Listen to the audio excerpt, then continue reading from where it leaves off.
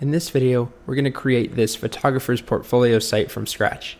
And usually I would ask you to attempt to do this on your own and then give you a solution video following this.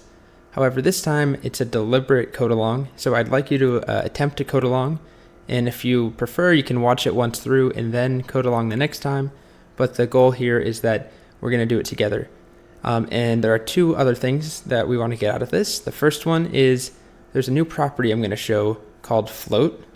And the second thing is I just want you to get a little experience building something that you can be somewhat proud of that looks a little bit better than some of the simple things that are just really bright, awful colors that we've done so far. So this is a really minimal photo blog that we're going to do. So let's get started. Open up Sublime. I have a single file called photogrid.html. I'm going to first show you the image URLs that we're working with. So these are images, 9 images, 3 images each from 3 different photographers that I found on Flickr. All the photos are licensed under Creative Commons. You can view the license here. So before we do anything with these image URLs, I'm actually going to get rid of them. And I'm going to add in my HTML skeleton, add in photo blog, and I'm going to do a quick demonstration. So you don't have to code along with this part. I'm going to add 2 divs, one that says hello and one that says goodbye. And I'm going to save them. And then I'm going to add my style sheet in, which I'm calling photos.css. And then over here, I'm going to style my divs. So I'm actually going to give them an ID. Just call it 1. And again, this is just to demonstrate something. And then 2. Then over here, I'm going to select 1 and 2. And all I'm going to do is just give them a different background color. Red, and then background color purple. And then I'm going to give both of them, all divs, a width of 100 pixels. So when I do this and I open it up in the browser, we have 2 divs, one after another. Remember that if we inspect, they are basically set up so that they take their own line, their block level element. So if I don't want that to happen, which is what we're going to do for the image grid, we want our images to form a grid where multiple are on the same line. And if I want to do that with divs, I need to use a property called float, or that's one way that I can accomplish it. So here, all I do is say float left. And what that will do, it will take the elements, all divs, out of the normal flow of the document. So they're stacked currently on separate lines. And what will happen is that they will float to the left. So think of it as gravity going away almost in our document. And so this div is going to float up and push to the left against this one. So if I refresh here, you can see that they're now on the same line. So we're going to use this principle when we're using images so that we can get images to basically go up against one another and form a grid. So I'm going to get rid of all of this now and get rid of the divs that we have. And I'm going to add in our image links. So I'm going to make this full screen and just paste in these image links that are in that file included with this video. And rather than making 9 image tags like this, where I make an image tag and then copy a URL and then paste it in 9 times, which would be very slow, I'm going to use a little bit of Sublime magic here, where I'm using command click to select the beginning of every line.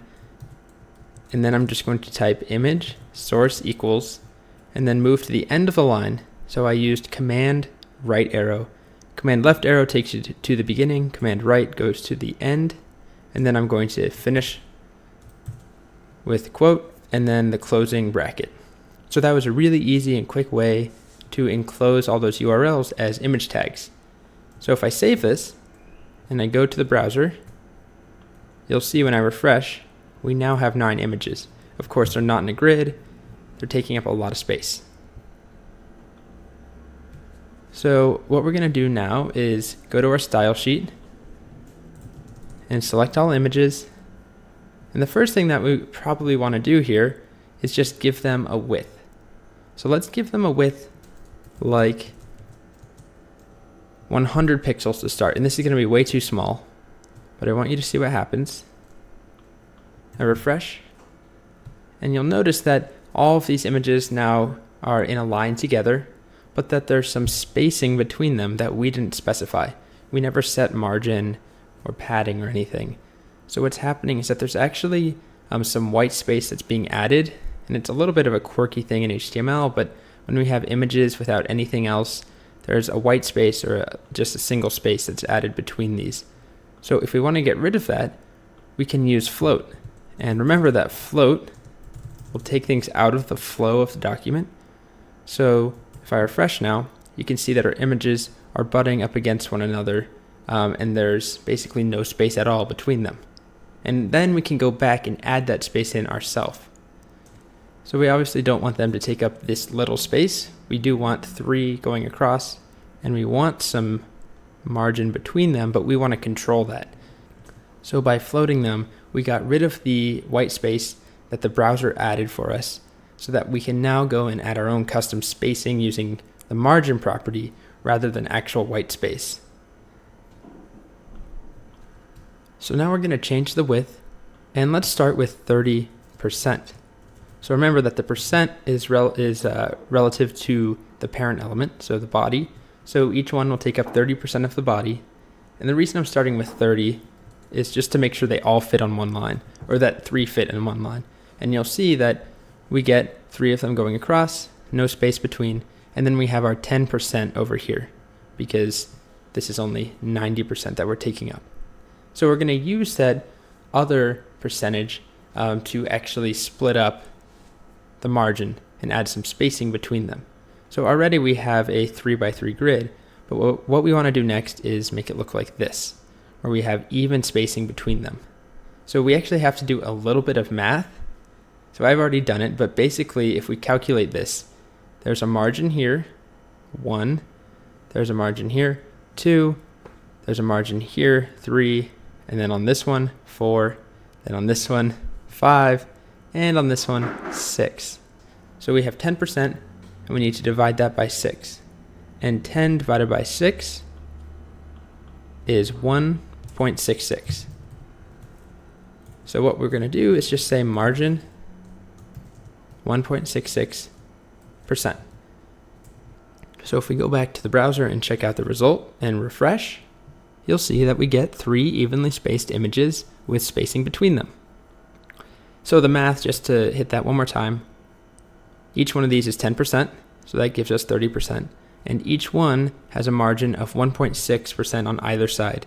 So we take both sides, left and right, 1.6 times 2 plus 30%, and we get 33.3% per each one of these. So that's 1/3 exactly, or almost exactly. We are rounding, but that's the best we can do here. So 33.3% each one of these. We can inspect just to verify that. There we go. You can see they take up exactly 1/3.